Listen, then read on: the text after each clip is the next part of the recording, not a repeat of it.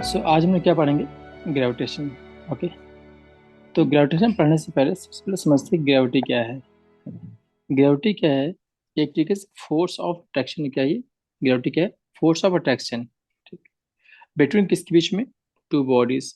मतलब क्या हुआ, कोई दो बॉडी हैं उनके बीच में जो अट्रैक्शन होता है, ठीक, उसे क्या बोलते हैं? ग्रेविटी। ओके। और अब बात यह है कि अगर ये दो बॉडीज के बीच में अट्रैक्शन है, मान लो क्या है, एक बॉडी क्या है, मान लो पर्सन ये है, ओके, भाई दूसरा पर्सन क्या है, बी है। ये दो बॉडी है, राइट।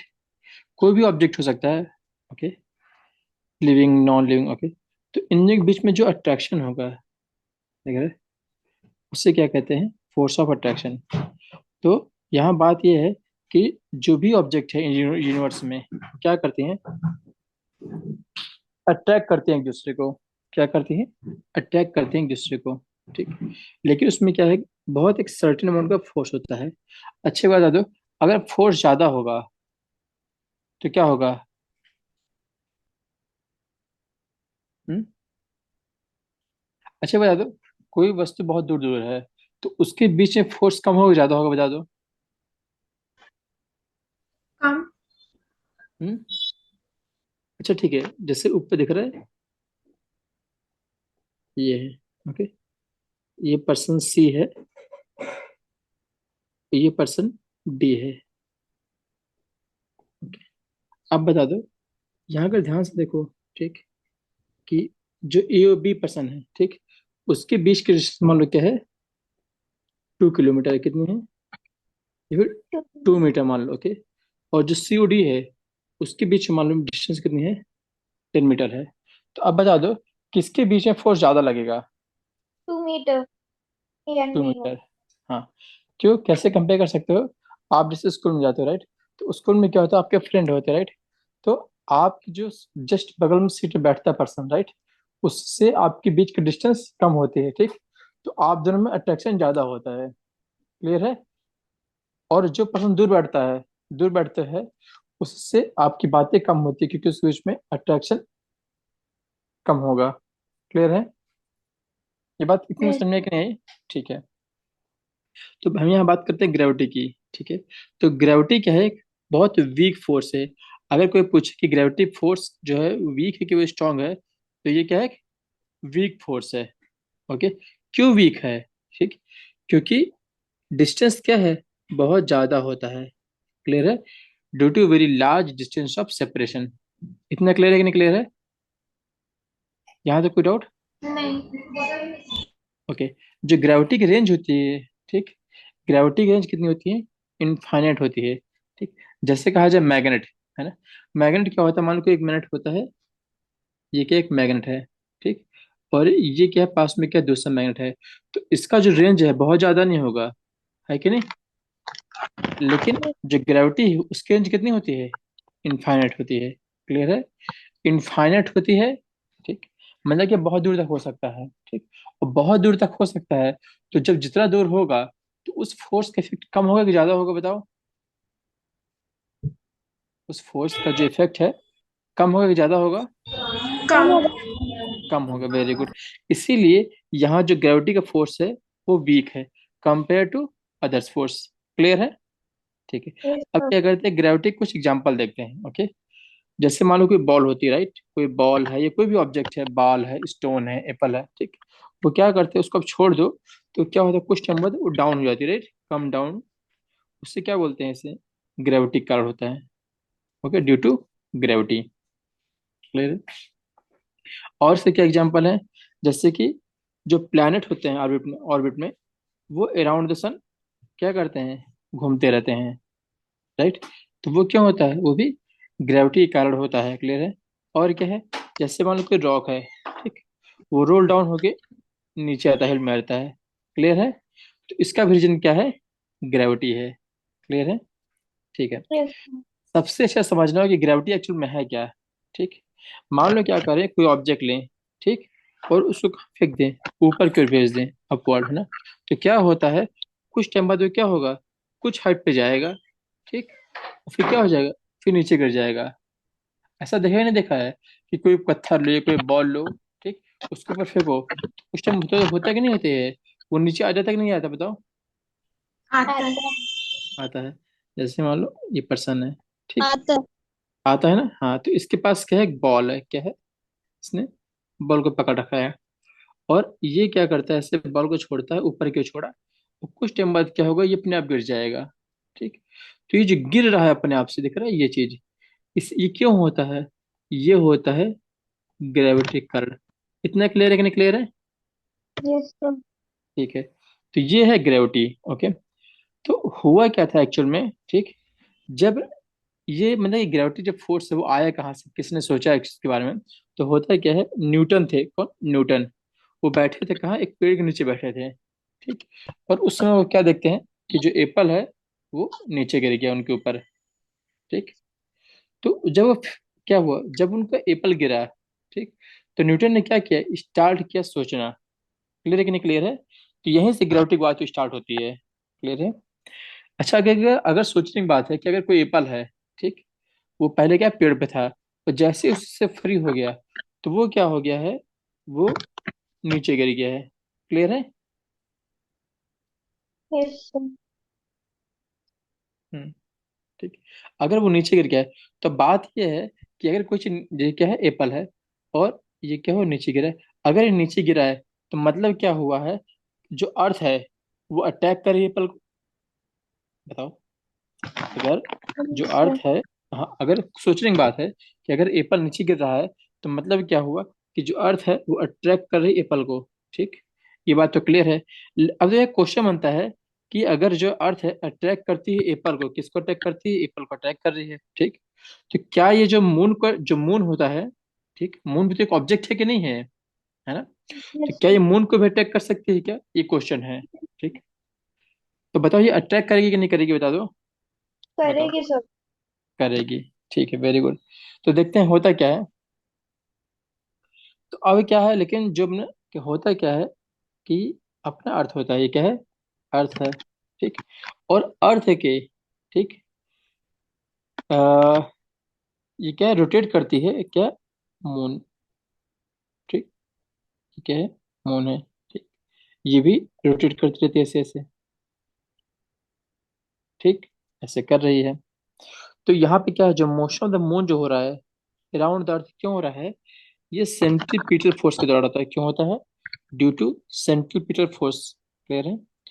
और अब बात ये कि अगर सेंट्रीपिटल फोर्स एक वर्ड आया है तो होता क्या है, ये भी हम आगे देखेंगे सेंट्रीपिटल फोर्स होता क्या है, ओके। तो होता क्या है कि जो मून है वो अराउंड द अर्थ है, मोशन कर रही है, ठीक। तो ये जो अर्थ है और मून है इसके बीच में एक फोर्स लगता है जिसको बोलते हैं सेंट्रीपिटल। क्या बोलते हैं? सेंट्रीपिटल, ठीक। तो जो सेंट्रीपिटल फोर्स है वो प्रोवाइड करता है फोर्स ऑफ अट्रैक्शन अर्थ को। क्लियर है?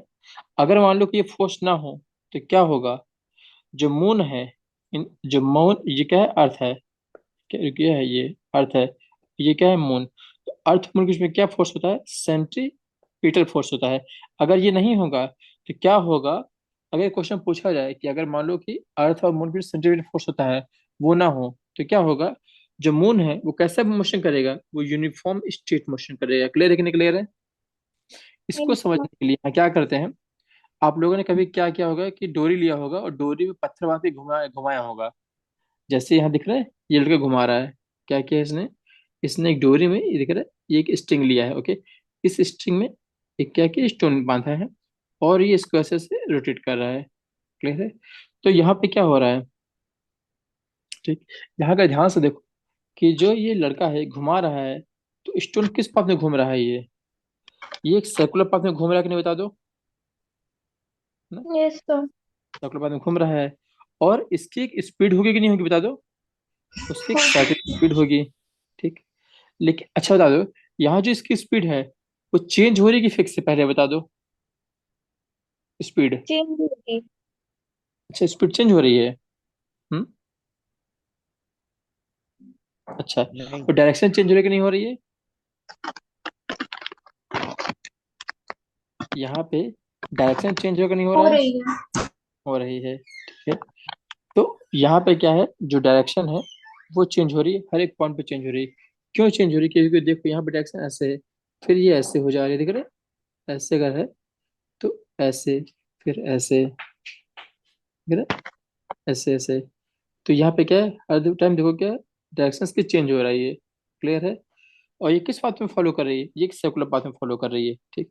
तो अगर यहाँ पे जो वेलोसिटी है, ठीक, वो चेंज हो रही है। ठीक। अच्छा एक बात सोचो कि यहाँ पे डायरेक्शन चेंज हो रही है कि नहीं है? तो चेंज इन डायरेक्शन से क्या हो रहा है? यहाँ पे इसकी वेलोसिटी चेंज हो रही है। ठीक। वेलोसिटी, जब कभी वेलोसिटी चेंज होती है तो उसे क्या बोलते हैं? बोलो। Change in velocity, change in velocity तो क्या बोलते हैं? बताओ। किसी को यूज पता है? करते हैं। क्या कहते हैं? यू से डिनोट करते हैं। नहीं, वेलोसिटी को यू और वी दोनों से डिनोट करते हैं, वो तो ठीक है। लेकिन कहा कि चेंज अगर हो रहा है वेलोसिटी में तो उससे क्या कहते हैं? पता है किसी को? यस या नो? ओके। अच्छा बता दो, एक बार बताना, अगर मान लो डिस्टेंस में चेंज हो रहा है, चेंज इन डिस्टेंस हो रहा है, क्या हो रहा है? Change in distance. ठीक। किसके रिस्पेक्ट में? With respect to time. तो उससे क्या कहते हैं पता है? हम्म? इससे बोलते हैं क्या? स्पीड। क्या बोलते हैं? क्योंकि चेंज क्या हो रहा है, डिस्टेंस किसके टाइम के रिस्पेक्ट में चेंज हो रहा है। ठीक। उससे क्या कहते हैं? स्पीड। स्पीड। ठीक। अगर कहा जाए क्या है, चेंज इन डिस्प्लेसमेंट कहा जाए, क्या है, डिस्टेंस ना हो, क्या हो जाए, डिस्प्लेसमेंट में हो विद रिस्पेक्ट टू टाइम, तो उससे क्या कहते हैं? नहीं पता है? ये सब तो पढ़ा है पहले ना। इससे बोलते हैं velocity. Velocity. Velocity. Change in the velocity हो विद रिस्पेक्ट टू टाइम, उससे क्या कहते हैं? मोमेंट। एक्सीलरेशन। एक्सेलेरेशन क्या होता है? चेंज इन द वेलोसिटी ना। अच्छा ठीक है, तो समझिए बात को। स्पीड का फॉर्मूला क्या होता है? Distance upon time. बोलो। स्पीड का फॉर्मूला क्या होता है? Distance upon time. क्लियर है कि नहीं? क्लियर है? हाँ। यस। ओके। और इसकी यूनिट क्या होगी? यूनिट क्या होगी? अच्छा नहीं पता? ये बताओ डिस्टेंस की यूनिट क्या होती है? किलोमीटर। हम्म? एसआई यूनिट क्या होती है जनरली? मीटर में नापते हैं। डिस्टेंस किसको नापते हैं? मीटर में। और टाइम को सेकंड में। मीटर पर सेकेंड। Very good. तो ये क्या हो जाएगा? टाइम क्या हो जाएगा? मीटर पर सेकंड। तो स्पीड की फॉर्म क्या हो जाएगा? फॉर्मूला डिस्टेंस अपॉन टाइम, और यूनिट क्या होगी? मीटर पर सेकंड। क्लियर है? अब बात करते हैं वेलोसिटी की। वेलोसिटी क्या होती है? Displacement upon time. Displacement upon time. क्या होता है? डिस्प्लेसमेंट अपॉन में टाइम। और इसकी यूनिट क्या होगी? मीटर पर सेकेंड स्क्वायर। गलत। आयुषी आप बताइए। हम्म? मीटर पर सेकेंड स्क्वायर। गलत। गार्गी आप बताइए। मीटर पर सेकेंड। Very good. तो डिस्प्लेसमेंट की यूनिट क्या होती है? मीटर। टाइम की क्या होती है? सेकंड। स्क्वायर कहाँ पे आ गया? जो आयुषी एंड रोशन बोल रहा हो, गलत बोल रहा हो। वो फॉर्मूला तो एक्सेलरेशन के लिए आएगा मीटर पर सेकेंड। Right right right. तो वेलोसिटी का क्या हो जाएगा? मीटर पर सेकंड। देखो जब यूनिट ना समझ में आए किसकी क्या होती है, तो अगर फॉर्मूले पता हो तो फॉर्मूले से निकाल लो। क्लियर है? कैसे? डिस्प्लेसमेंट की यूनिट क्या होती है? मीटर। टाइम की सेकंड। मीटर पर सेकंड। क्लियर? अब बताओ एक्सेलरेशन एक क्या होगा? Velocity upon time. होता ही नहीं होता है? वी ठीक। Minus you upon time. हाँ। मतलब कि यहाँ पे क्या लिखा है? Change in the velocity. Actual में जो लिखा है ये क्या है? Change in the direction distance होता है कि change in the displacement. Okay. और ये क्या होता है, change in the velocity actual में। ओके। तो चेंज क्या हो गया, यहाँ पे डेल्टा वी लिखा है, मतलब कि चेंज इन द वेलोसिटी। मतलब क्या कि पहले वेलोसिटी कुछ और थी और बाद में क्या वेलोसिटी कुछ और हो गई। ठीक। तो मान लो पहले वेलोसिटी क्या थी, यू थी, और बाद में क्या हो गई, वी। तो v माइनस यू अपॉन में टी। क्लियर है कि नहीं क्लियर है। Yes sir. ठीक है। अब इसका यूनिट क्या होगी, वेलोसिटी की यूनिट क्या होती है, मीटर। मीटर पर सेकंड। वेरी गुड, मीटर पर सेकेंड। और टाइम का यहाँ पे क्या होता है, सेकंड अपॉन में। तो ओवरऑल क्या हो जाएगा, ये हो जाएगा मीटर पर second second square. Square. Clear है कि नहीं क्लियर है। Yes sir. तो मान लो कभी भी कोई फॉर्मूला दिया जाए, ठीक, उस फॉर्मूले से यूनिट निकालोगे नहीं निकाल लोगे, कोई भी फॉर्मूला दिया जाए निकाल लोगे। Yes sir. Very good. अच्छा, तो यहाँ पे देखो, पढ़ो क्या लिखा है, ध्यान से पढ़ो कि change in the direction involve change in the velocity. तो चेंज इन वेलोसिटी क्या बोलते हैं बताओ अब, एक्सेलरेशन क्या बोलते हैं। एक्सलेशन। क्योंकि अगर वेलोसिटी चेंज हो रही, सोचो कि पहले वेलोसिटी को अच्छा, चेंज इन वेलोसिटी मतलब क्या कह रहा है, कि मतलब कि पहले वेलोसिटी कुछ और थी, राइट, पहले मान लो 2 थी, बाद में 5 हो गई, ठीक। तो वो ऐसा तो हो नहीं सकता कि तुरंत हो गया ऑन द स्पॉट, उसमें कुछ ना कुछ टाइम तो लगा होगा ना। मतलब पहले कुछ और था बाद में कुछ और, पहले के कुछ और बाद में कुछ और, तो उसके बीच में कुछ ना कुछ टाइम गैप तो होगा नहीं होगा, बोलो। तो वही तो टाइम हो जाएगा नहीं हो जाएगा, क्लियर है कि नहीं क्लियर है। तो जब भी कहा जाए कि चेंज इन वेलोसिटी क्या होगा,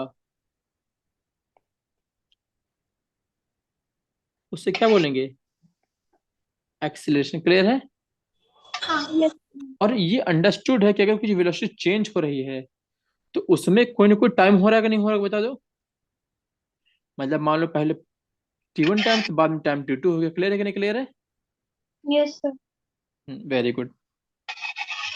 इतना समझ में आ गया कि जब तक हम लोग क्या कर रहे थे, जो स्ट्रिंग थी उसे घुमा रहे थे, ठीक, तब तक क्या हो रहा था, वो किस डायरेक्शन में मूव कर रहा था, वो सर्कुलर पाथ में मूवमेंट कर रहा था, एक सर्टेन स्पीड से कर रहा था, ठीक।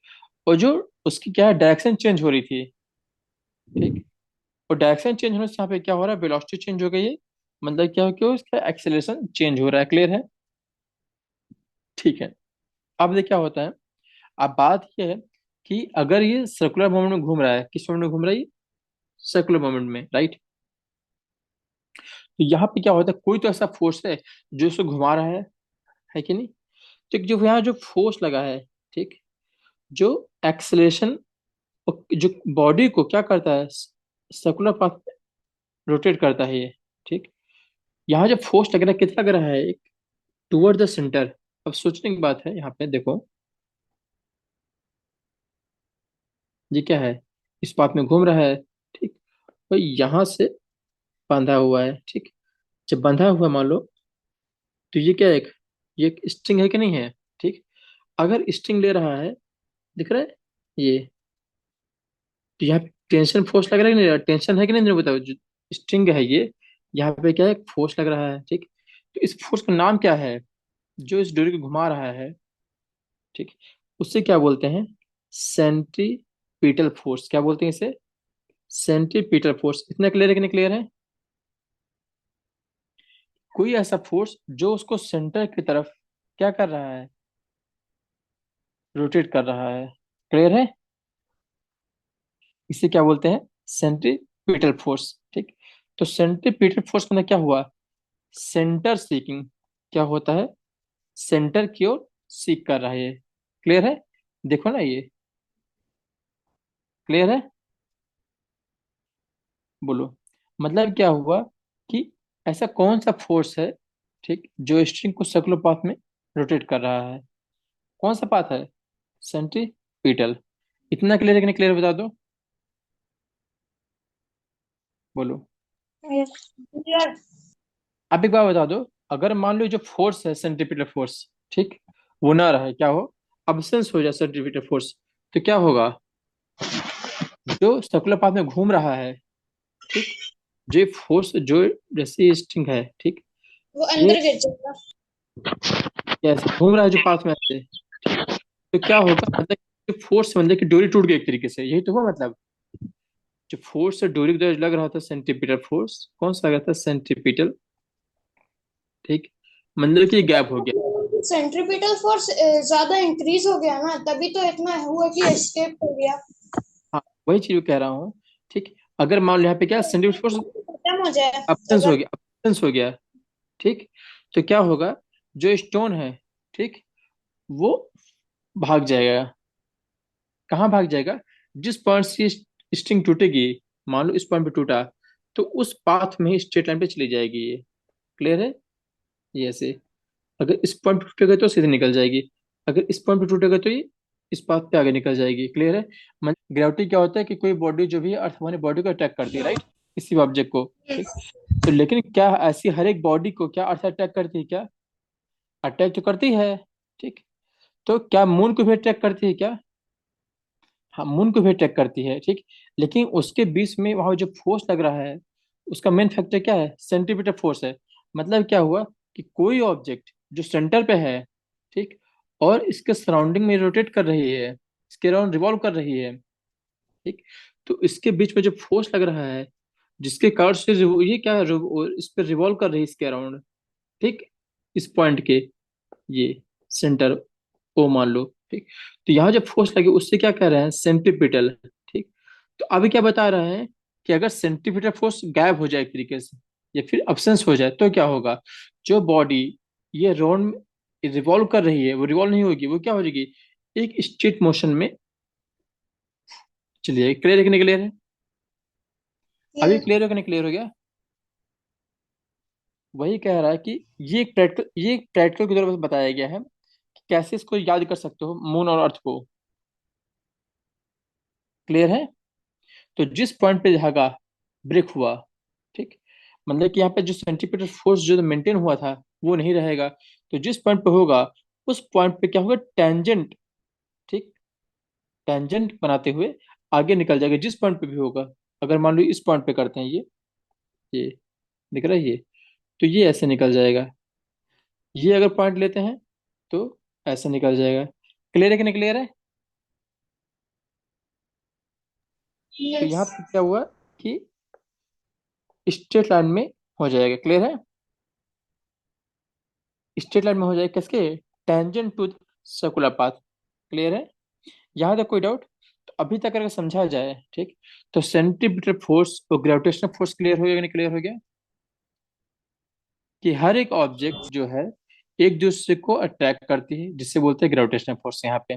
ठीक, और तो क्या बात यह है कि मून जो है, मतलब क्या जो अर्थ है वो अट्रैक्ट करती है क्या मून को भी क्या, तो यहाँ पे रीजन कुछ और है, यहाँ पे क्या सेंटीमीटर फोर्स लग रहा है। क्लियर है, तो सेंटीमीटर फोर्स क्लियर हो गया नहीं क्लियर हो गया। अगर सेंटीमीटर फोर्स अब्सेंस होगा तो क्या होगा, जो ऑब्जेक्ट है वो कैसे मोशन करेगा, वो स्ट्रेट लाइन में मोशन करेगा। क्लियर है कि नहीं क्लियर है। अगर सेंटीमीटर फोर्स लग रहा है,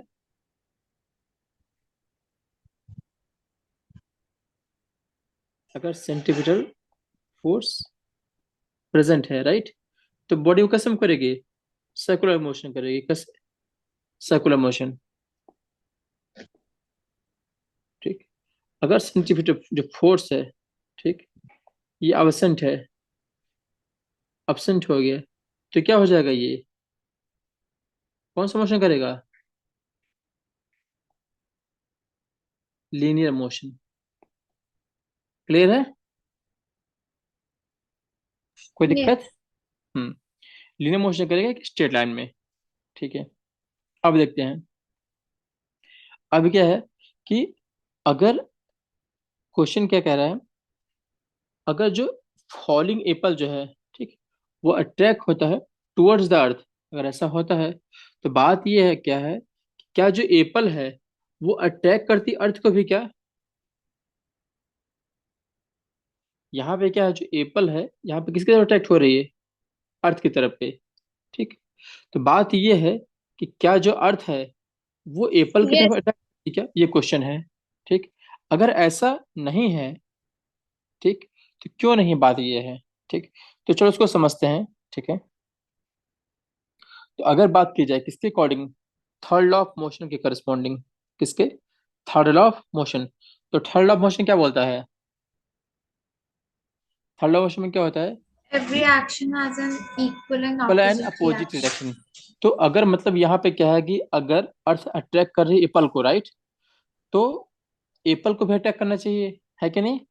तो उसके अकॉर्डिंग तो होना चाहिए कि हाँ एप्पल को अट्रैक्ट करना चाहिए अर्थ को, तो सही होगा। क्लियर है। लेकिन बात ये है, ठीक, लेकिन सेकेंड लॉ ऑफ मोशन क्या बोलता है, ठीक, सेकेंड लॉ ऑफ मोशन हमने क्या होता है, एफ इक्वल टू एम होता है कि नहीं होता, बता दो। एफ इक्वल टू एम होता है, यहाँ पे बताओ एम क्या है यहाँ पे,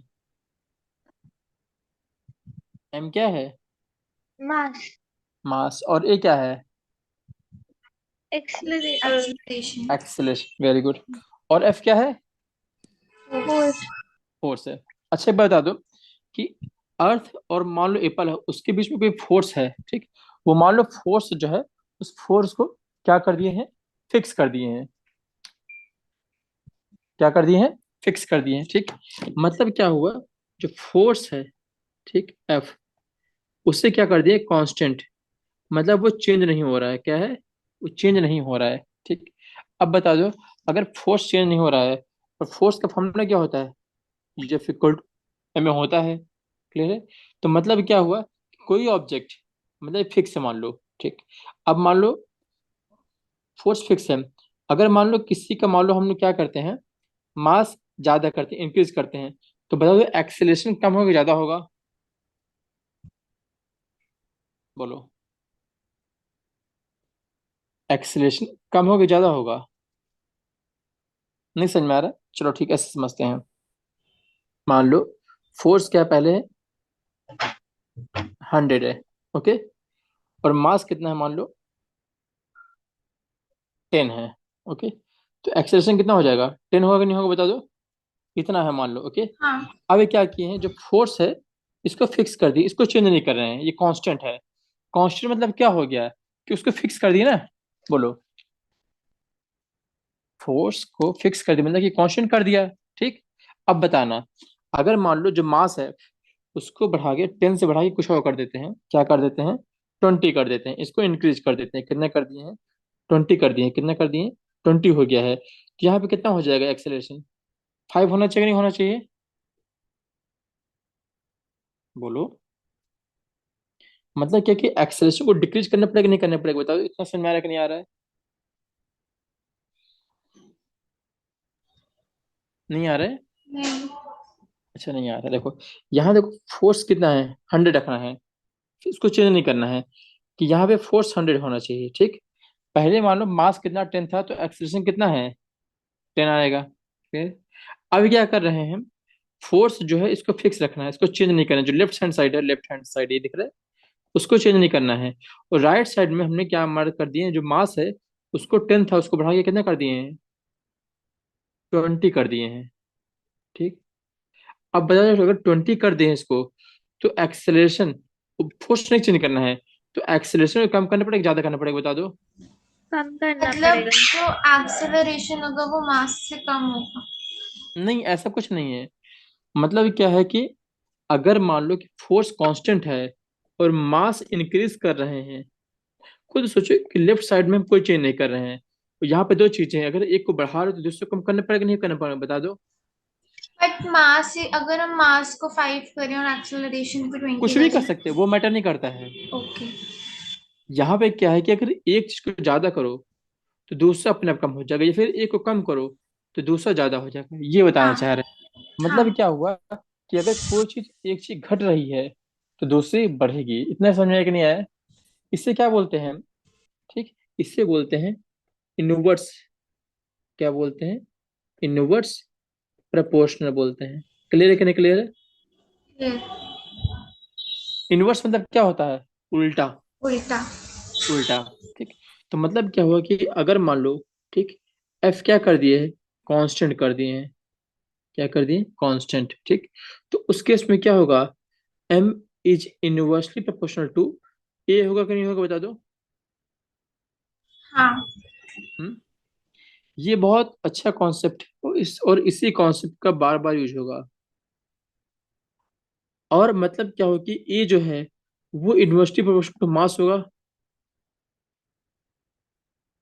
बोलो, ये भी तो होगा नहीं होगा? हाँ हम्म? होगा।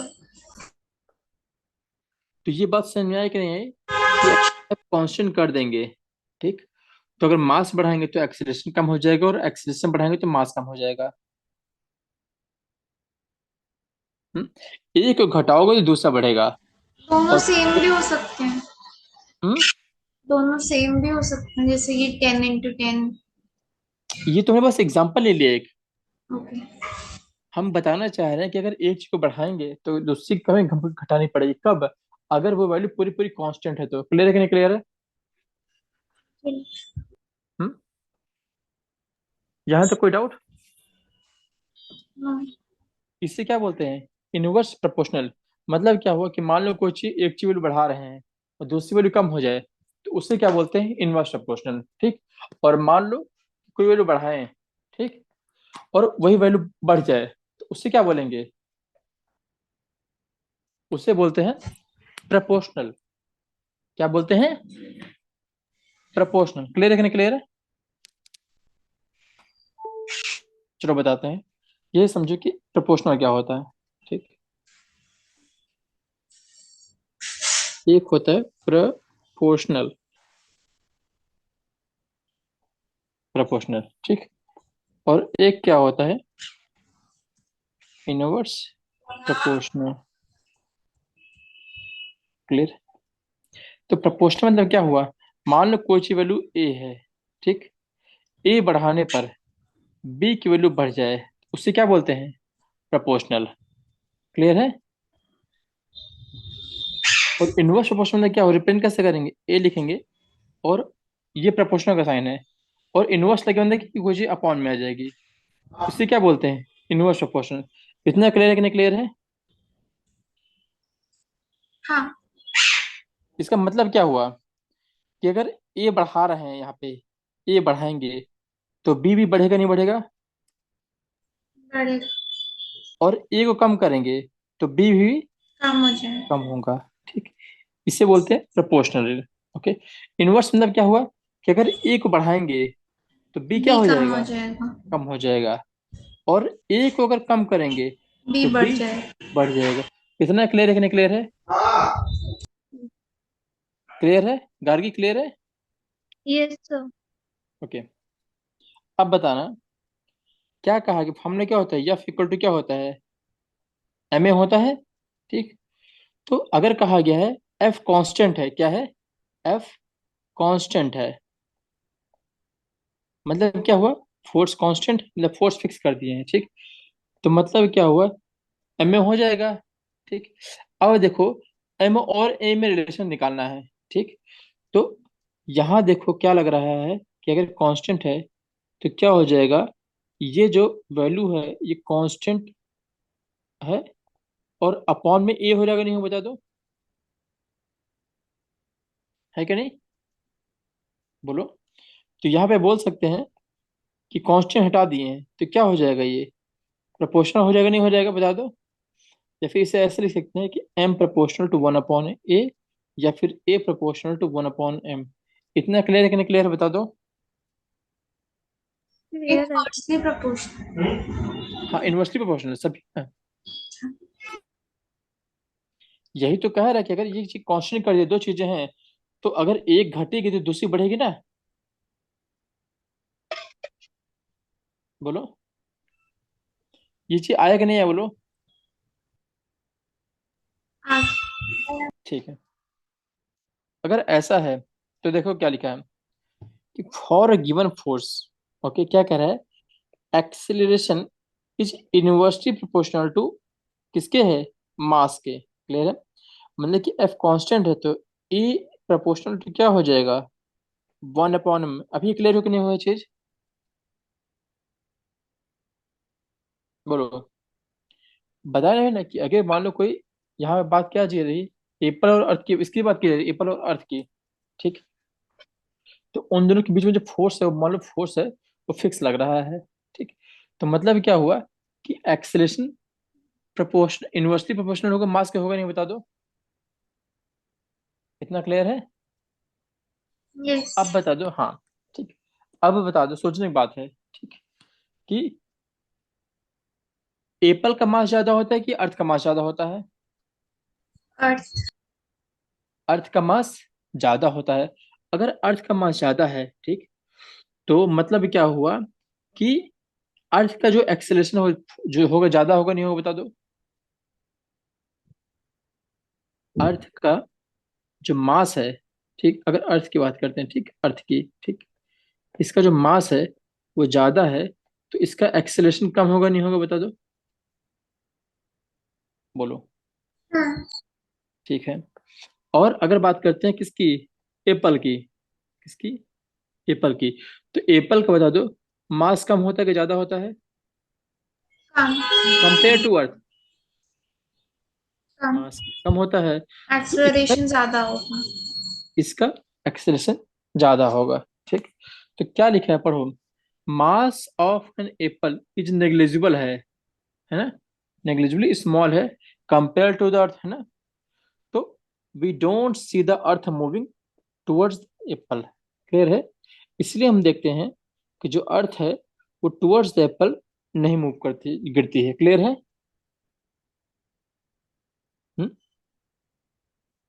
क्योंकि अर्थ में जो मास बहुत ज्यादा है, तो इसका एक्सेलरेशन कम हो जाएगा ना, बहुत ज्यादा, तो मतलब गिरेगा ही ना, बराबर हो गया ना एक तरीके से, क्लियर है कि नहीं, क्लियर है। एप्पल क्यों गिर जाता है, इतना फोर्स क्यों फील होता है, क्योंकि यहाँ पे एक्सेलरेशन बहुत ज्यादा है ना अर्थ में, एप्पल में। हाँ। अभी क्लियर है कि नहीं, क्लियर हो गया कि एप्पल हमारा जो है अट्रैक्ट होता है अर्थ की ओर, लेकिन जो अर्थ है वो एप्पल की ओर अट्रैक्ट क्यों नहीं होता, क्लियर है कि नहीं, क्लियर है। तो ये कैसे पॉसिबल हुआ, सेकंड लॉ ऑफ मोशन से, क्लियर है कि नहीं, क्लियर है। हम्म? मतलब कि क्लियर। कोई भी ऐसी चीज जिसका मास क्या है, कम है, वो अट्रैक्ट नहीं करेगी लार्ज ऑब्जेक्ट को, क्लियर है। उसी सिमिलरली हम कह सकते हैं, ठीक, कि क्या है, जो अर्थ है does not move towards the moon, clear है कि नहीं, क्लियर है। सेम एग्जांपल से बोल सकते नहीं, बोल सकते हैं, बोलो, बोलो। इतना क्लियर हो कि नहीं, क्लियर हो गया, यहां तक कोई डाउट? No sir. ओके। तो अगर ऐसा है, ठीक, कि earth does not move around towards the sun, ऐसा है, ऐसा क्यों होता है, सेकंड ऑफ मोशन से होता है, क्लियर है कि नहीं, क्लियर है। अगर कोई पूछेगा कि ऐसा क्यों होता है, तो बता सकते हो सेकंड ऑफ मोशन से होता है, क्योंकि फोर्स कांस्टेंट हो गया है, तो मतलब क्या हुआ, acceleration is inversely proportional to mass होगा, क्लियर है। और अर्थ का मास बहुत ज्यादा होता है तो उसको एक्सीलरेशन बहुत कम होगा, क्लियर है। इसलिए अर्थ नहीं होगा। वहीं देखा जाए एप्पल की बात की जाए, तो एप्पल का मास बहुत कम होता है तो उसका एक्सीलरेशन बहुत ज्यादा होता है, तो फोर्स वो अर्थ की ओर अट्रैक्ट हो जाता है, क्योंकि उसका एक्सीलरेशन बहुत ज्यादा है, क्लियर है। ठीक है। यस। ओके। इसीलिए अपने जो सोलर सिस्टम है, ठीक, ऑल द प्लैनेट है, वो करते हैं अराउंड, करते हैं मूव करते हैं अराउंड द सन, ठीक, क्योंकि जो सन का मास है कंपेयर टू अदर प्लैनेट वो बहुत ज्यादा है, क्लियर। मतलब क्या हुआ कि जिसका मास सबसे ज्यादा है वो सेंटर में रहेगा, ठीक, और जिसका मास मान लो एम छोटा, स्मॉल बना दिए, ठीक, वो क्या करेगा, वो इसके सराउंडिंग में रोटेट, रिवॉल्व करेगा, क्लियर है कि नहीं, क्लियर है। मतलब जो यस सेंटर में होगा वो हमेशा ज्यादा होगा, क्लियर है। यस अगर मान लो कि कोई ऑब्जेक्ट, इसका मास मान लो जो अर्थ है ये ज्यादा हो जाए, सन से ज्यादा हो जाएगा, तो क्या होगा, ये जो ऑब्जेक्ट है अब चेंज हो जाएगा, अब क्या होगा, ये रोटेट करेगा ऐसे, क्लियर है कि नहीं, क्लियर है। यस बट ये तो होगा ही नहीं कभी, क्लियर। Yes sir. चलो, ठीक है। तो जो अब हम लोगों ने कंक्लूजन निकाला है, ठीक, तो न्यूटन ने भी क्या कंक्लूजन किया है, ठीक, कि not only the earth attract an apple and the moon, but all object, यहाँ बात क्या रही है, ऑल ऑब्जेक्ट जो भी इन द यूनिवर्स में है वो अट्रैक्ट करते हैं एक दूसरे को, ठीक है। और जो फोर्स ऑफ अट्रैक्शन, जो इनके बीच में ऑब्जेक्ट के बीच में जो अट्रैक्शन है, उससे क्या बोलते हैं, ग्रेविटेशनल फोर्स, क्लियर है कि नहीं, क्लियर है। मतलब क्या होगा, हम कह सकते हैं कि हर एक ऑब्जेक्ट के बीच में जो अट्रैक्शन हो रहा है उसे क्या बोलते हैं, ग्रेविटेशनल फोर्स। ये किसने कहा, ये हम नहीं कह रहे हैं, ये न्यूटन ने कहा है। क्लियर है, यहाँ तक कोई यस। डाउट? तो अच्छे से अभी तक न्यूटन का जो कॉन्सेप्ट था समझ आया कि नहीं आया, कि मून सन के अराउंड, मतलब कि जो मून है अर्थ के अराउंड रोटेट क्यों करता है, अर्थ क्यों नहीं करता है, ये क्लियर हो कि नहीं क्लियर है? जी, हम लोगों ने दो क्वेश्चन देखे हैं, देखा जाए तो। पहला क्या है कि एप्पल जो हमारा है अट्रैक्ट होता है टुवर्ड्स अर्थ, लेकिन जो अर्थ है वो एप्पल, मतलब कि वो अर्थ है वो एप्पल की ओर अट्रैक्ट नहीं होता, ये पहला हो गया। और क्या पढ़ा है कि अगर अर्थ अट्रैक्ट करती है एप्पल को, तो क्या मून को भी अट्रैक्ट करेगी? हाँ, वो अट्रैक्ट करती है, लेकिन वहां पे क्या लगता है, सेंटीमीटर फोर्स लगता है जो उसको मेंटेन किया रहता है। क्लियर है, और वही उसको सर्कुलर पाथ प्रोवाइड करता है। क्लियर है, ठीक है। अभी क्या देखते हैं, यूनिवर्सल लॉ ऑफ ग्रेविटेशन। क्या? यूनिवर्सल लॉ ऑफ ग्रेविटेशन, ठीक। तो यूनिवर्सल लॉ ऑफ ग्रेविटेशन क्या बोलते हैं, चलो देखते हैं, ठीक। तो every object in the universe, जो भी ऑब्जेक्ट है, जितने भी कह दो, सब कुछ, एवरीथिंग, ठीक, वो क्या करते हैं, अट्रैक्ट करते हैं। क्या करते हैं, अट्रैक्ट करते हैं, किसको अट्रैक्ट करते हैं, अदर ऑब्जेक्ट को। क्लियर है, उसमें विद अ फोर्स। क्लियर है, जिससे हम क्या बोलते हैं, ग्रेविटेशनल फोर्स। क्लियर है कि नहीं क्लियर है? और जो फोर्स होता है, ठीक, वो क्या होता है, प्रपोर्शनल होता है। किसके प्रपोर्शनल होता है, product of the their mass. मतलब क्या हुआ, मान लो यहाँ पे क्या है, दो ऑब्जेक्ट हैं, दिख रहा है, ये क्या है, मान लो ये एक ऑब्जेक्ट है ए, ठीक, और ये क्या है, दूसरा ऑब्जेक्ट क्या है, बी, ठीक। मान लो जो बड़ा वाला बॉक्स है, ठीक, उसका मान लो मास क्या है, कैपिटल एम, ओके, और जो छोटा वाला है उसका मास मान लो एम। इतना क्लियर है कि नहीं क्लियर, बता दो। Yes sir. और इनके बीच के डिस्टेंस जो दी गई है वो क्या दिया गया है, डी। अच्छा, जब भी डिस्टेंस लेंगे तो उस ऑब्जेक्ट के हमेशा सेंटर से लेंगे, ध्यान रखना। दिख रहा है, दोनों ऑब्जेक्ट के सेंटर से लिए गए हैं, तो ये डिस्टेंस क्या मान लिया, डी है। क्लियर है, तो यूनिवर्सल ऑफ ग्रेविटेशन क्या बोलता है, दो दो चीजें बोलता है, दो स्टेटमेंट बोलता है। पहला क्या है कि फोर्स जो है प्रपोर्शनल हुआ किसके, प्रोडक्ट ऑफ देयर मास। मतलब क्या हुआ कि जो फोर्स एफ है, ग्रेविटेशनल फोर्स, प्रपोर्शनल का साइन क्या होता है, ये होता कि नहीं होता, बता दो। किसके है, प्रोडक्ट ऑफ देयर मास। तो एक का मास मान लो क्या है, m1 मान लो, तो दूसरे का मास मान लो m2 मान लो, तो इन दोनों का प्रोडक्ट। तो इसको ऐसे लिख सकते हैं कि नहीं लिख सकते, बता दो। F proportional to m1 m2। Clear है कि नहीं क्लियर है, बोलो। यहाँ तक कोई डाउट? No sir. इस केस में क्या है, अगर हम लोगों ने क्या माना है, जो बड़ा ऑब्जेक्ट उसका मास m माना है, तो ये कह सकते हैं कि यहाँ जो फोर्स लगे F proportional to capital M into small M, होगा नहीं होगा, बोलो। कॉन्सेप्ट समझना है, क्लियर है, एक मास इंटू दूसरा मास का प्रोडक्ट। क्लियर है, यस। ये क्या हो गया, proportional to product of their mass, ये पहला हो गया। ओके, ठीक है। दूसरा क्या कह रहा है कि F is inversely proportional to, कहा गया है, क्या कहा गया है, इनवर्सली प्रोपोर्शनल। ठीक, किसके inversely proportional to, square of the distance. अच्छा बताओ, तो मतलब क्या कहना चाह रहा है ये, कि ये एफ मान लो फोर्स है, इनवर्सली कहा गया था, सिंबल तो ही होता है ना, इनवर्स मतलब क्या है, मतलब अपॉन में रहेगी, नहीं बता दो, इतना बता दो। अगर इनवर्स कहा गया, थोड़ी देर पहले बताया था ना, इनवर्स जो लगा हो तो क्या करते हैं, अपॉन में आता है।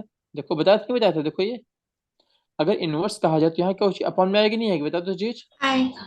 ठीक है, तो वही लॉजिक लगाना है, इसको रट्टा नहीं मारना, समझना है कि यहाँ पे क्या है, एफ इज इनवर्सली प्रोपोर्शनल है, किसके है, to the square of the distance. किसका, डिस्टेंस का स्क्वायर। क्लियर है, तो डिस्टेंस क्या है, इन दोनों के बीच का डिस्टेंस डी है, और उसका स्क्वायर का इनवर्सली प्रोपोर्शनल। इतना क्लियर है कि नहीं क्लियर, बता दो, ये दूसरा स्टेटमेंट क्वेश्चन बन गए, बोलो। यहाँ तक कोई दिक्कत? यही हो, यूनिवर्सल लॉ ऑफ ग्रेविटेशन क्या है, कि जो फोर्स है वो दोनों ऑब्जेक्ट के मास के प्रोडक्ट के मास प्रोपोर्शनल होगा फोर्स। और दूसरा क्या है, जो फोर्स है वो क्या है, इनवर्सली प्रोपोर्शनल है, किसके, स्क्वायर ऑफ द डिस्टेंस के। क्लियर है, तो ये दो इक्वेशन लिख दी, F F proportional to m1 into m2, ये लिख दिया है। और दूसरा क्या है, F inversely proportional to 1 upon D square, यहाँ पे लिख दिया है। क्लियर है, ठीक है, यहाँ पे अच्छा, अब क्या करते हैं हम, यहाँ पे इसको डिराइव किया गया, कैसे करेंगे, जो भी एक्सप्लेन किया वही लिखा गया है। क्या लिखा गया है देखो, कि मान लो कि दो ऑब्जेक्ट हैं, क्या है, एक ऑब्जेक्ट ए है और एक बी है, जिनका मास क्या है, कैपिटल एम है, देख रहे हैं, और एक क्या है, छोटा एम है, देख, लाई करते हैं एट डिस्टेंस क्या है दोनों के बीच में, डी है। ठीक, तो मान लो कि फोर्स ऑफ द अट्रैक्शन, जो बताया था ना कि कोई भी ऑब्जेक्ट हो दूसरे ऑब्जेक्ट में एक फोर्स लगता है, ठीक, तो इसके बीच में फोर्स लगेगा नहीं लगेगा, बता दो, लगेगा। तो जो फोर्स ऑफ अट्रैक्शन है इन दोनों के बीच में, मान लिया एफ मान लिए हैं, तो according to universal law of gravitation क्या बोलता है, कि जो फोर्स होगा दोनों ऑब्जेक्ट के बीच में कितना होगा, तो क्या होगा, डायरेक्टली प्रोपोर्शनल टू क्या होगा, प्रोडक्ट ऑफ देयर मास। तो ये क्या हो जाएगा, F proportional to M into M. ये क्लियर है कि नहीं क्लियर, बता दो, इतना क्लियर है। क्लियर। नेक्स्ट है कि फोर्स क्या होगा, ठीक, ये क्या होगा, इनवर्सली प्रोपोर्शनल होगा, क्या होगा ये, इनवर्सली प्रोपोर्शनल, किसके इनवर्सली होगा, स्क्वायर ऑफ द डिस्टेंस के। क्लियर है, तो एफ है propose inversely proportional to 1/d²। ये क्लियर है कि नहीं क्लियर है। अभी क्या करेंगे, इक्वेशन 1 और इक्वेशन 2 आ गई है, ठीक, तो अभी क्या करेंगे, इन दोनों को साथ साथ लिख देंगे। अगर मान लो इन दोनों को साथ साथ लिखेंगे तो क्या हो जाएगा, एफ प्रोपोर्शनलिटी पहला है क्या है, capital M into small M, ये पहला हो गया। जब दूसरे में लिखेंगे तो यहाँ पे अपन में क्या आ जाएगा, डी² आ जाएगा। इतना क्लियर है कि नहीं क्लियर, बता दो। हम्म, इतना क्लियर है। और अगर इतना हो गया है, क्या F proportional to M into M upon M D आ गया है, ठीक, तो अभी क्या करेगा, जो प्रोपोर्शनल का साइन है, कौन सा साइन है ये, ठीक, ये दिख रहा है, ये प्रोपोर्शनल का साइन है, ठीक, तो इसे हटाना पड़ेगा। तो जब प्रोपोर्शनल का साइन हटाते हैं तो क्या करते हैं, कांस्टेंट लेके आते हैं, क्या लेके आते हैं, हमेशा ध्यान रखना, जब भी प्रोपोर्शनल हटाएंगे तो एक कांस्टेंट लेके आएंगे, ये हमेशा अप्लाई होगा हर जगह। ओके, यहाँ पे दिख रहा है आपको, हर जगह ये दिखेगा, ठीक, तो क्या हो जाएगा, ये एक कांस्टेंट लेके आ रहे हैं, ठीक, तो यहाँ पे कांस्टेंट लेके आ रहे हैं जिसको हम बोलते हैं जी। तो यहाँ क्या हो जाएगा, एम इंटू एम अपॉन में डी²। ठीक, इतना क्लियर होगा नहीं क्लियर, बता दो ये चीज, बोलो। इन दोनों इक्वेशन से ये आ गए, ये इक्वेशन और ये इक्वेशन से, इतना क्लियर है कि नहीं क्लियर, बता दो। यहाँ अब बात ये कि यहाँ जो हमने कांस्टेंट यहाँ पे क्या लिया है, ये कांस्टेंट है, क्या, ये कैपिटल जी लिख रहे हैं, ये, तो इसे क्या बोलते हैं, कांस्टेंट ऑफ प्रोपोर्शनलिटी बोलते हैं, क्योंकि प्रोपोर्शनल हटा के कांस्टेंट लेके आ रहे हैं, क्लियर है। और ये कौन सा फोर्स है, ग्रेविटेशनल फोर्स है, ठीक, तो यहाँ जो कांस्टेंट है, का नाम है, वो एक स्पेशल नाम दे दिए हैं, जिससे क्या बोलते हैं, यूनिवर्सल ग्रेविटेशनल कांस्टेंट। बता दो, यहाँ तक क्लियर है कि नहीं क्लियर, बता दो। F equal to capital G into में एम इंटू एम अपॉन में डी²। क्लियर है कि नहीं क्लियर है। यहाँ पे कैपिटल एम इंटू एम लिखे हो, कुछ लोग ऐसे भी याद कर सकते हैं इसको, F equal to G into M1 M2 upon में डी²। क्लियर है कि नहीं क्लियर है, दोनों सही है, क्लियर है कि नहीं क्लियर है। बट क्या है, यहाँ जो पहला ऑब्जेक्ट मान लेना, उसका मास क्या मान लेना, M1 मान लेना, और जो दूसरा मान लेना, उसको M2 मान लेना। क्लियर है। और जो डी क्या है, वो डी, ये सेंटर और ये सेंटर को मिलाने का जो डिस्टेंस आएगा वो डी हो जाएगा। क्लियर है कि नहीं क्लियर है। तो मतलब क्या हुआ, कि F equal to G into M1 M2 upon D. ठीक, अब क्या करेंगे, देखो, अब इससे क्या करना है, कि जो कॉन्स्ट, ये तो फोर्स आ गया कि जब भी अगर होगा तो फोर्स हम निकाल सकते हैं इस फॉर्मूला के द्वारा, दो ऑब्जेक्ट पता हो, उनका मास पता हो, ठीक, और उन दोनों के बीच के डिस्टेंस पता हो तो फोर्स निकाल सकते हैं, ठीक। अब मान लो दो पर्सन है, ठीक, एक पर्सन है आयुषी, कौन है, ये क्या है, आयुषी ए है, ओके, और मान लो ये क्या है, ये है, कलर चेंज कर देते हैं, चलो, ये कौन है, गार्गी, ठीक, इसके बीच की डिस्टेंस मान लो कितनी है, कितनी है, मान लो 2 किलोमीटर है, ओके, और एक का मास मान लेते हैं कितना, 35 किलोग्राम, और दूसरे का मान लेते हैं, गार्गी का मान लेते हैं 40 किलोग्राम। ओके, तो अब बता दो, क्या इन दोनों के बीच में जो ग्रेविटेशनल फोर्स लगेगा वो निकालेंगे नहीं निकालेंगे, बता दो, बोलो, हो जाएगा नहीं हो जाएगा, बोलो। ये बहुत सिंपल है, कुछ नहीं करना है, क्या करना है, फॉर्मूला क्या होता है, F equal to G into M1 M2 upon में D²। क्लियर। जी के लिए अभी पता नहीं है तो जी लिखा रहने दो। M1 कितना है, 35 किलोग्राम, इंटू M2 कितना है, 40 किलोग्राम, अपॉन में डी कितना है, 2 किलोमीटर, 2 किलोमीटर का स्क्वायर कर दो। क्लियर है कि नहीं क्लियर है,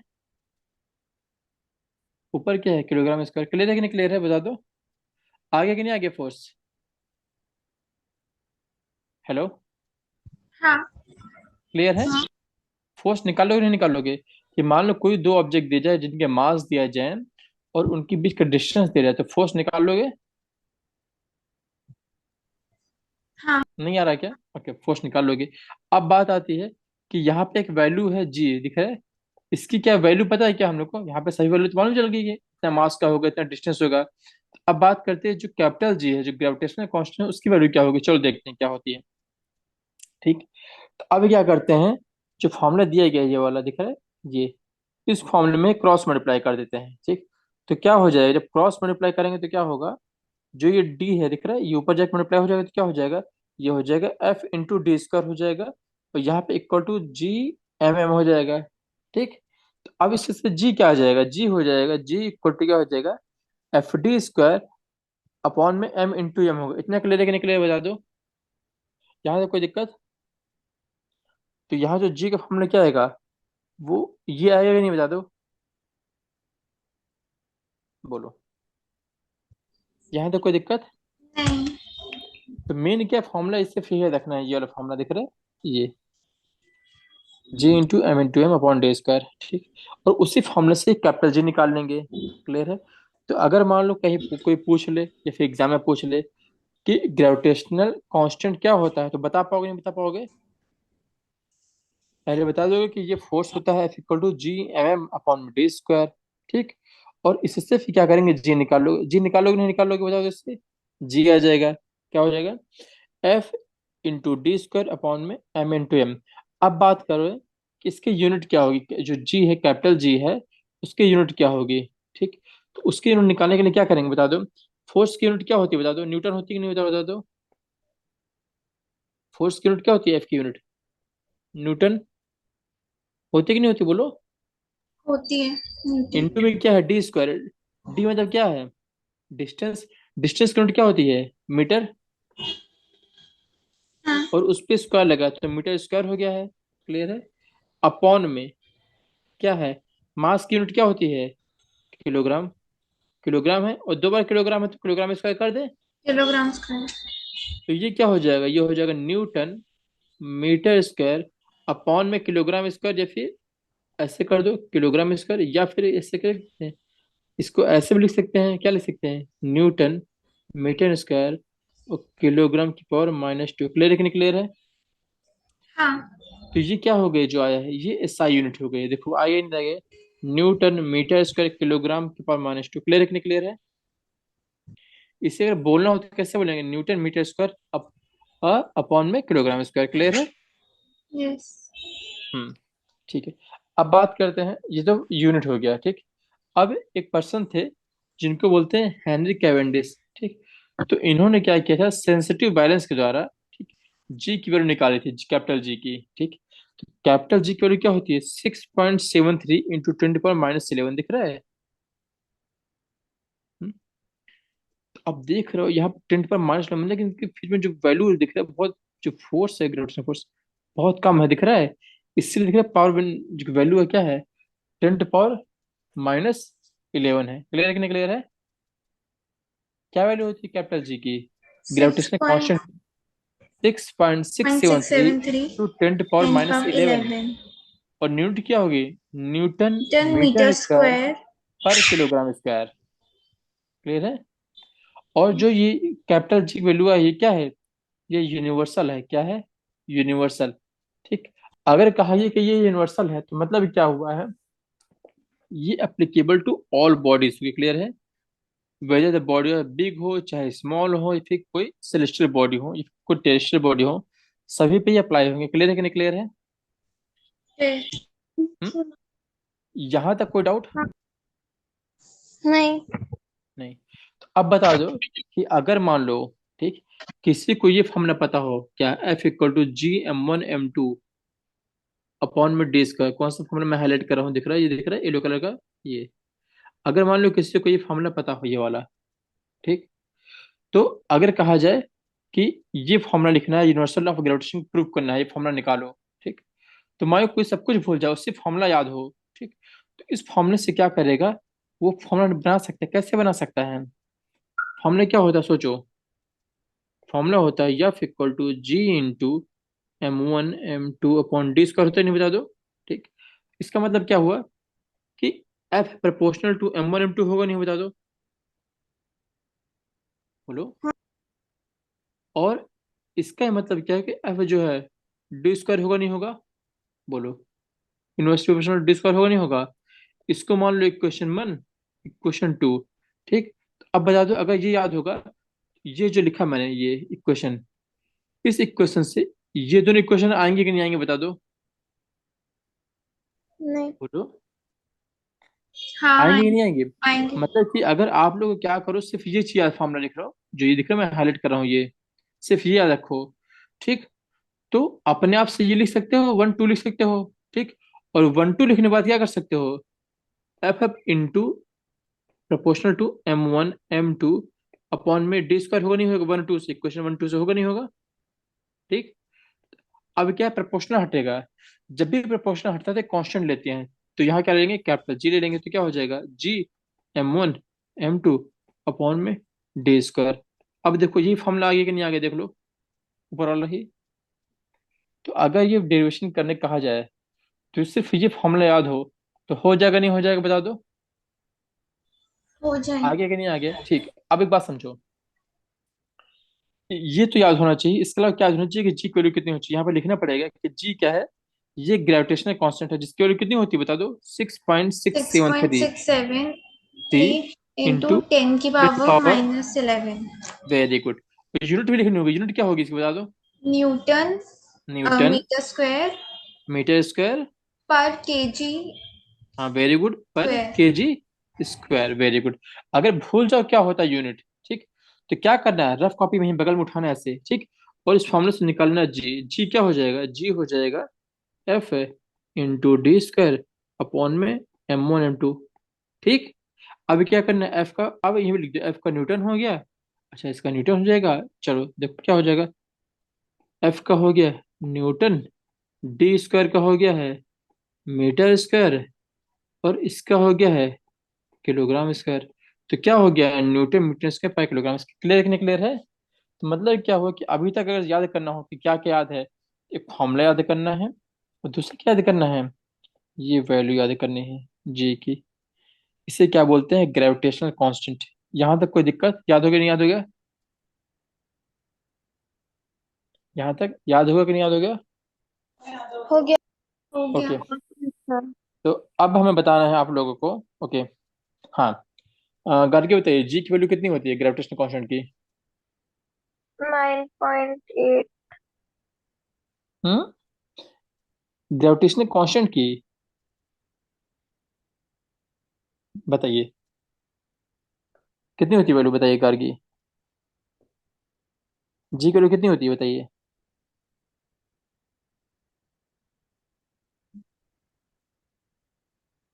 अभी तो बताया ना तुमने पहले ही, याद नहीं हुआ न्यूटन क्या कार एम की? Square newton M square upon में केजी स्क्वायर। हाँ हाँ बोलो रोशन, आप बोलो। न्यूटन एम स्क्वायर अपॉन में value KG. Value value value. तो कुछ थी 10 की पावर 11 कुछ ऐसे। कुछ एग्जैक्ट बोलो, एग्जैक्ट चाहिए ना, जब क्वेश्चन सिक्स सॉल्व। नहीं नहीं आयुषी आपको नहीं बताना, आपको याद है। हाँ कार की बताइए आप। 6.673 हम्म, into 10 to the power -11। ये क्या बुक से देख के बोल रहे हो क्या? No, sir. फिर याद आ गया? Yes, sir. ओके, यूनिट क्या होगी? इसके आगे क्या होगा? Meter square kg. कितना होगा एग्जैक्टली बोलो।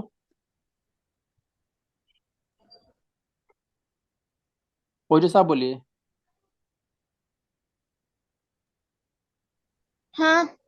बोलो यूनिट क्या होगी इसकी। पता नहीं। अच्छा पता नहीं। क्लास में अटेंड ध्यान रखो, है ना। हाँ रोशना बताइए। न्यूटन एम स्क्वायर अपॉन में KG square. Newton M square upon में केजी के स्क्वायर। जी। Very good. तो ये क्या है, ग्रेविटेशनल कांस्टेंट की वैल्यू है, इसको याद कर लीजिए गर्गी। Okay, Yes, sir. क्या है? 6.673 × 10⁻⁻11। ओके, अब बताइए ग्रेविटेशनल फोर्स का फॉर्मूला क्या होता है, बोली गर्गी। इक्वल टू क्या होगा? mg. Gravitational force.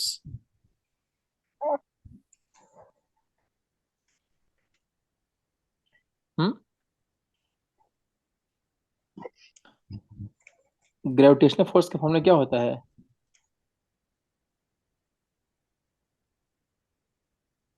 अभी मैंने बताया ना।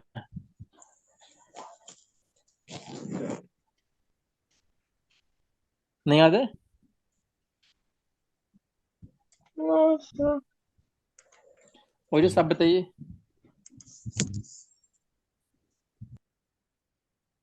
ओजस। हाँ। आप बताइए। पता नहीं। ओके, अच्छा मैंने जो पढ़ाया है, आप लोगों ने उससे कुछ नोट किया कि नहीं नोट किया है? गार्गी, नोट किया। आपने नोट किया है? No, हाँ। sir. क्यों?